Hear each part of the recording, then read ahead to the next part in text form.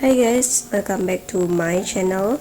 So today in this video I would like to read an article entitled The Limitation of Liability Act of Vessel Owners' First Line of Defense After a Maritime Accident Occurs.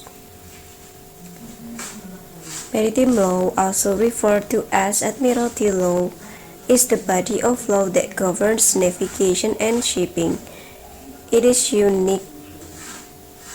a unique area of law that differs from common law and is applied uniformly throughout the country. Maritime law provides a legal framework for issues and accidents that take place on domestic, territorial, and international waters. In light of the complexity of maritime laws, the number of law firms and attorneys with the requisite experience and knowledge of maritime law issues is limited. Therefore, as the number of maritime accidents involving personal watercraft and boats continues to rise, the necessity of understanding the rights and remedies available under maritime law vessel owner has become more important than ever. CSK has been at the forefront of this ever-developing field of law. Limitation of Liability Act. One unique aspect of maritime law is the ability of a vessel owner to limit her liability after a maritime accident occurs pursuant to the Limitation of Liability Act. The Limitation Act was originally enacted in 1851 by Congress to promote the development of the American merchant marine and to put American ship owners on footing equal to ship owners hailing from other commercial seafaring nations. Under the Limitation Act, vessel owners have the opportunity to limit their ability to the post-loss value of the vessels for a marine casualty. The Limitation Act applies to sea-going vessels and all vessels used on lakes or on river or inland navigation. Claims arising from personal injuries, death, fire, collisions or allisions, sinking, salvage and lost cargo have all been held by court as being subject to the Limitation Act. In addition to the potential for limiting liability, limitation action can be extremely useful as a tool to stay any pending lawsuit and to bring all claims together in consensus before a federal district court in admiralty. Notwithstanding that a federal owner is the party commencing the action, a limitation action is a different proceeding because the claimants are seeking damages from the vessel owner. Filing a limitation of liability action. In order to invoke the protections of the Limitation Act, a vessel owner must bring a civil action in federal district court by filing a complaint seeking exoneration and or limitation of liability. Venue is proper in any district where the vessel has been attached or arrested, or if there has been no attachment or arrest in the district where the vessel owner has been sued. If suit has not yet been commenced against the vessel owner by a claimant, the limitation complaint may be filed in any district where the vessel is physically present.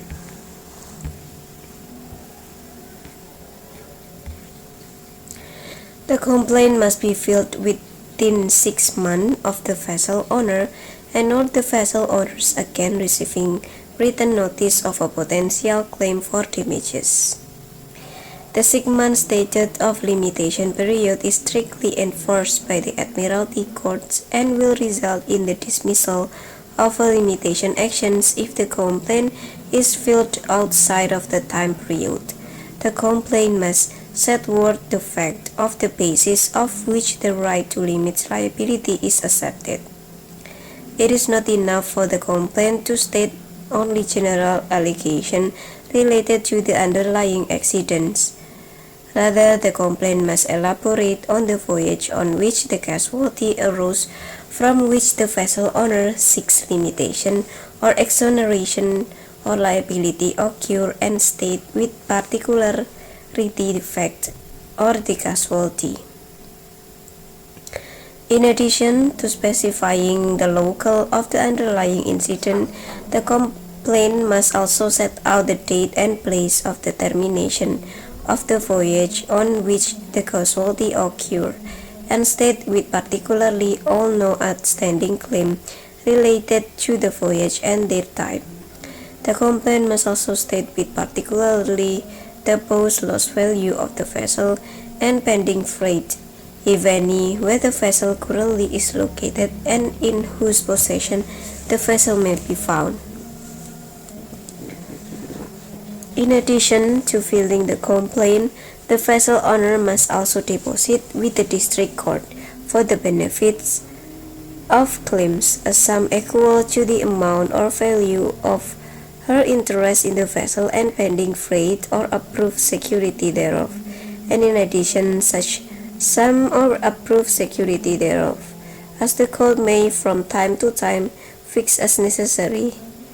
Once the security is deposited, the district court will enter an injunction staying the further procession of claims brought against the vessel owner arising from the subject casualty. The district court will also establish a monition period during which all claimants must file their respective claims against the vessel owner in the limitation action within a specific time under the potential or default. 15. Default. This consensus of claim allows all action rising out of the underlying accident to be adjudicated in a single proceeding. Such a consensus provides a great benefit to the vessel owner by requiring all potential litigants in a singular federal volume as opposing to defending multiple claims in several jurisdictions. Once the stay and munitions period have been ordered, the vessel owner must provide notice of the stay and munition to all potential claimants. Notification is accomplished by publishing the stay and munition under in newspaper of general circulation in the area where the action was filed. The notice must appear in the publication once a week for 4 consecutive weeks prior to the date fixed for the filing of the claims in the limitation proceeding. Further, the notice must be mailed to each person known to have made a claim against the vessel or owner rising from the subject voyage no later than the day of second publication. In the case of death, notice must be mailed to the decedent at the decedent's as known address, and also to any person who is known to have made any claim on account of such death. After the completion of the 4 weeks, the vessel owner must obtain an affidavit of publication from the newspaper and file a notice of publication with the district court. In addition, within 30 days after the expiration of the monition period of the vessel owner, must mail a notice to each claimant who filed claim in the limitation proceeding, advising them of 1. The name of each claimant, 2. The name and address of the claimant, attorney, 3. The nature of each claimant brought in the proceeding, and the 4th amount of each claim.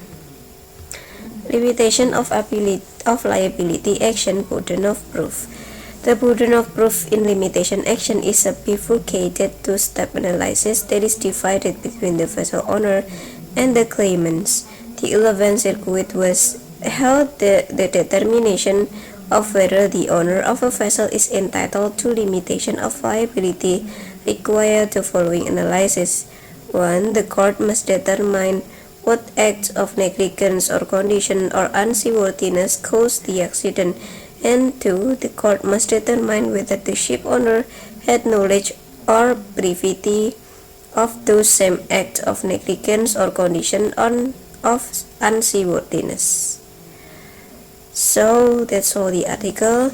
Bye bye and see you on my next video. Bye.